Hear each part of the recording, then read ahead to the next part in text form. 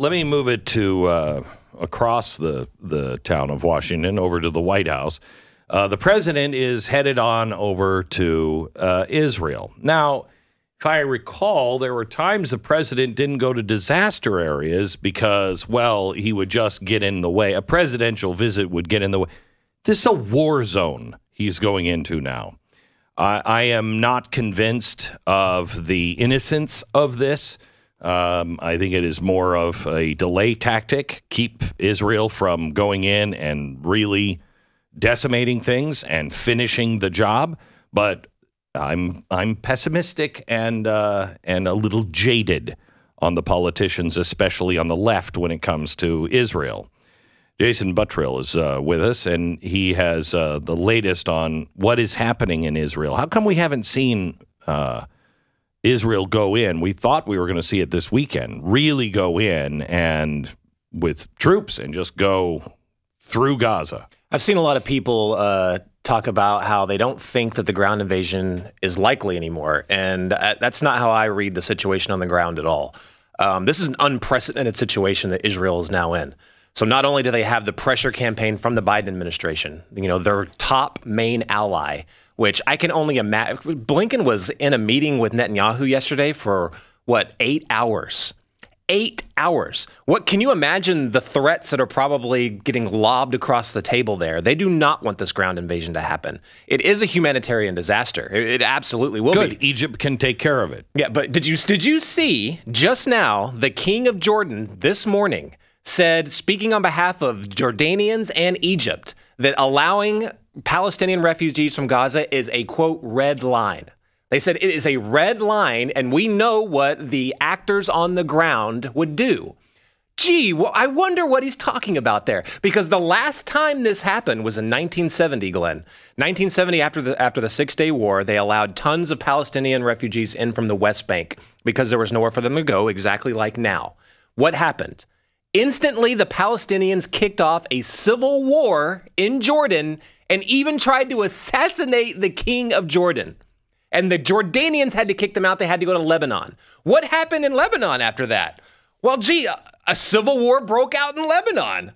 I mean, these are terrorists. It happens every time. The entire Arab world knows this. That's why the ground invasion has to happen.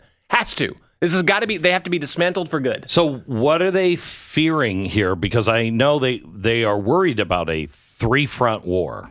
One from the IRGC. You think it's going to happen? It's going to happen. From Syria, that's Iran, the IRGC. Yes. Then you have Hezbollah from the north, which is Lebanon. Yep. And they're already there on the border, right? They're taking pot shots. As we speak, they're taking pot shots. And then you have, you know, Gaza. Yeah. And that is down on the south towards Egypt. Right. And so that is why this is so complicated. What Israel has been engaged in since the terror attack happened on last Saturday is they have been doing shaping operations. So basically what that means is they're taking out units along the border. They're shaping their route of attack once they go into Gaza, which is going to be a sniper paradise in Gaza. That's going to be very deadly, the worst kind of combat there is. So even if you take 200,000 troops into Gaza, which is a relatively small place, that might not even be enough. It's going to be a very, very hard fight.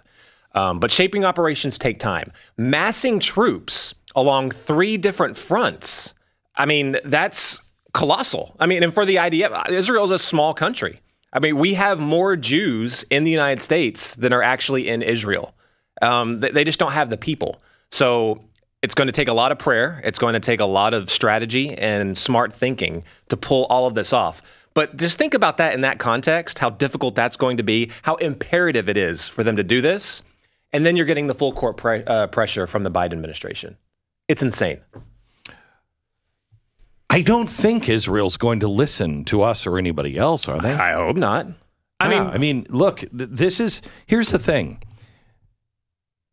Jews are expelled from every country, except for this one, every country they ever are in.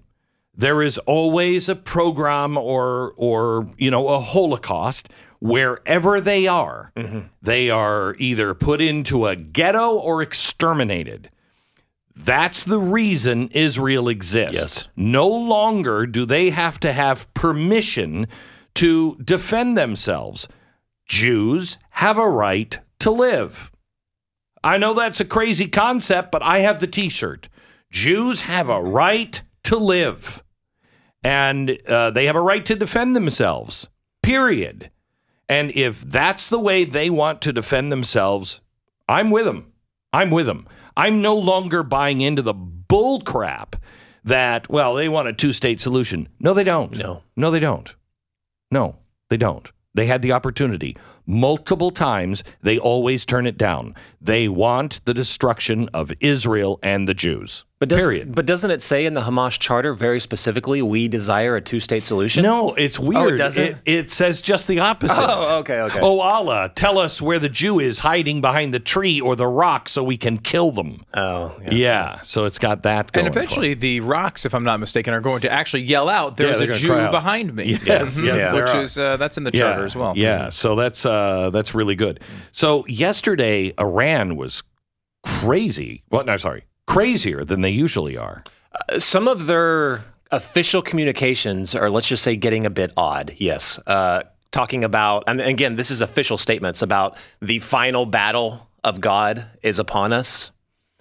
That's a little alarming, but it also shows that Israel's enemies, our enemies, see this and clearly a different, it's not just a geopolitical like situation from them. It's not a humanitarian situation for them. I don't understand how everybody in the media can look at somebody who says, I believe that America was a God-inspired place. And they go, religious zealot, they're going to kill us all. And they can listen to these clerics who say the final battle of time is here. And we will wash the world in the blood of the Israeli Holocaust. We will use the fire of the Islamic fury to wash the world in blood. And everybody's like, yeah, they don't mean it. Maybe we give them how about we build apartments for them? Pallets of cash. Let's give them maybe. I mean, it's crazy. It's insane. Yeah, and that wasn't the only communication that they were throwing out. They were also throwing out from their diplomatic channels that the state of Israel needs to heed the warnings that they have been. And this was all okay. So what does that mean years. To you, as a former intel guy? What does that say to you? Well, initially, I think that means heavy IRGC involvement. That will also mean Shiite militias. They're all throughout the Middle East doing God knows what, but they do have a plan. I think that could progress towards closing down the two straits that are in the Middle East. That puts gas at $10 a gallon. What is the United States' role then? I mean, Israel's not going to ask for our help militarily. They're not going to do it. They're fully capable. We don't have to intervene. We'll probably have to intervene then. What else will there be to do? I mean, all gas and oil flow stopping because Iran intervenes and does so? Good thing we have those solar panels and those windmills, huh? What would gas be? At least $10. $10 a gallon. At least $10. I mean, in California, I don't know, $87 a gallon in California. But I mean, it is in is California. Yeah, it becomes, this is what Ian Fleming. I have a searchlight from the Suez Canal in my office. Don't ask me. I try to keep it quiet from my wife because every time she sees it, she's like, what the hell did you... Anyway, it's a searchlight from the Suez Canal in World War II. And it's missing the internal spinner that was created by a magician in Egypt at the request of Ian Fleming. If it wasn't for Ian Fleming, I'm not sure we would have won the war, sincerely. Ian Fleming, the guy who wrote James Bond, was a war strategist and thought outside of the box like crazy. His job, one of his jobs, was how do we make the Suez Canal disappear? Because if you bomb it or close it down, we're all done. We're done. We have to have the oil. And so his idea was, he went to a magician and said, how do we make it disappear? And he said, we can't make it disappear, but we can confuse all of the pilots. And so they had these big arc lights with this mirrored spinner inside, and they would point it at the planes as they approached, and the planes would have to veer off because they couldn't, the pilots would get so confused. That's why we have the Suez Canal. Now we're looking at that very scenario again. What are we going to do, magic men in Washington? What are you going to do? Well, the Iranians figured out how to do that without blowing up the Suez, and that was them getting involved in Yemen. That was the entire. Everyone was talking about, you know, before. I guess. Why are we in Yemen? Yeah, and why are the Saudis like? Let's not support the Saudis over there. Which I'm not saying to support the Saudis, but no one could figure out why is Iran getting involved with the Saudis in Yemen. It's to shut down that strait. It is right there on the border of that strait, Bab el-Mandeb, that goes directly into the Suez. Right. That is the reason. We have an aircraft carrier there. We typically do. I know that we have one in the Med and I think another one going to the Med. I think there's a Marine amphibious ready group that is nearby to respond.